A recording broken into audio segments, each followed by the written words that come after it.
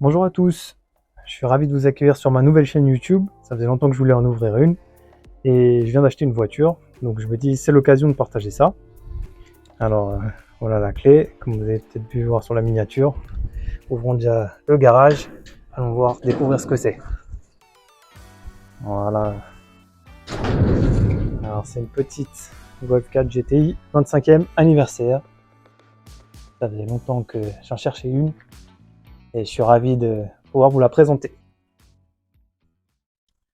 Donc la Golf GTI 25, qu'est-ce que c'est? En fait, c'est une série limitée à 3000 exemplaires qui a été sortie par Volkswagen en 2001-2002 pour célébrer les 25 ans de la Golf GTI, la première. Elle a été faite qu'à 3000 exemplaires, dont 1800 exemplaires ont été envoyés en Angleterre. Donc ça fait 1200 exemplaires pour le reste de l'Europe. Ça fait peu, c'est plus rare qu'une R32 au final. Elle a été disponible uniquement en 3 couleurs, le noir, le gris ou le rouge. La mienne, elle est en réflexe silver métallique, ça s'appelle la couleur. Auparavant, ils ont sorti la Golf 3 20e anniversaire, qui existait aussi. Et les modèles d'après, ça a été les Golf 5 GTI édition 30, les Golf 6 GTI édition 35. Pour la Golf 7, elle s'est appelée la Club Sport, et elle est sortie en Angleterre sous le nom Golf GTI 40. Pour terminer, la Golf 8, elle est aussi sortie sur le nom de Club Sport. Et c'est la Golf aussi édition 45. Donc cette voiture, elle a quoi comme différence? Elle a 30 chevaux de plus pour le moteur, pour ce qui est de la partie moteur, par rapport à une Golf GTI traditionnelle avec 150 chevaux. Alors, extérieurement, comment on la reconnaît? Déjà, à l'avant, c'est assez visuel. On a une lame spécifique en bas, donc spécifique à la 25e anniversaire, sortie que sur ce kit.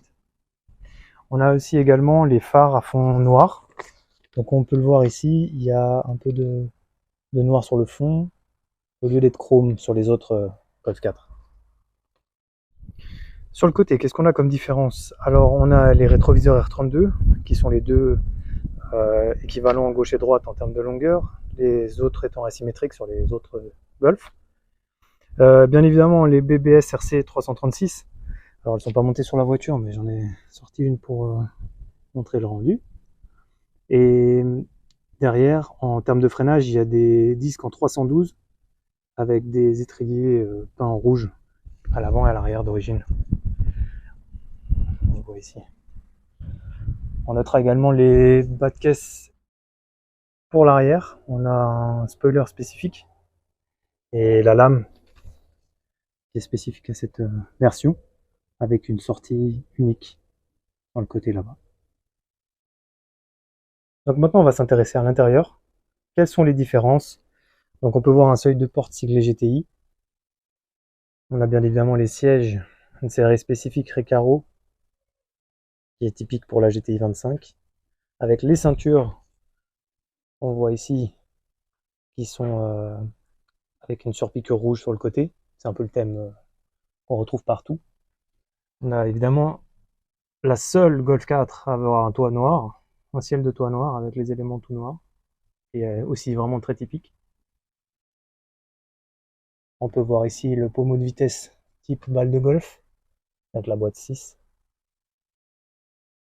Et évidemment le cuir perforé avec la surpiqûre rouge sur le frein à main aussi. Le volant est également pareil. On a des fonds de compteur en alu qui sont aussi très sportifs, très jolis. Et puis en dessous, on a un pédalier alu. Et normalement ici, on a un tapis de sol avec les surpiqûres rouges autour là. Donc celui-là n'est pas d'origine. Donc on verra ça plus tard. On ira les remettre d'origine. Évidemment, le pack alu comme ça, c'est pas d'origine non plus. Par contre, cet insert ici, oui. Ainsi que celui au milieu, la console centrale. Pour accéder aux places arrière, hop, on lève le siège comme ça. Et on peut voir la rappel de céleri, exactement aussi siglé GTI Recaro en rouge, qui est spécifique à ce modèle.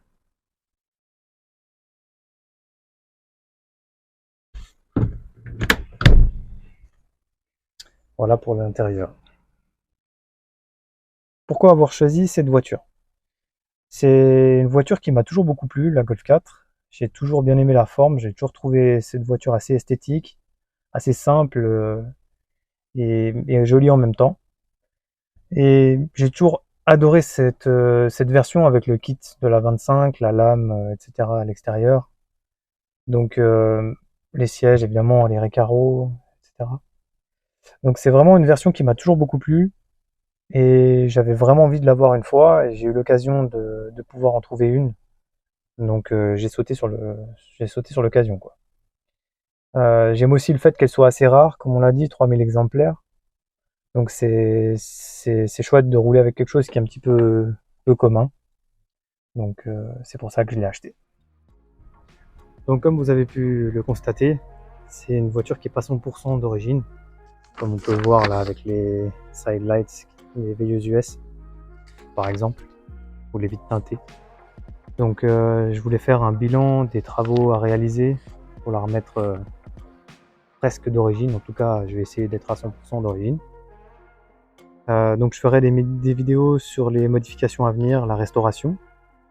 Et puis on fera aussi un essai un peu plus tard de la voiture sur route avec on essaiera de faire une jolie vidéo. Voilà, merci d'avoir regardé cette vidéo, j'espère que ça vous a plu et que vous avez pu découvrir cette série spéciale. Et à très vite pour une nouvelle vidéo. Merci!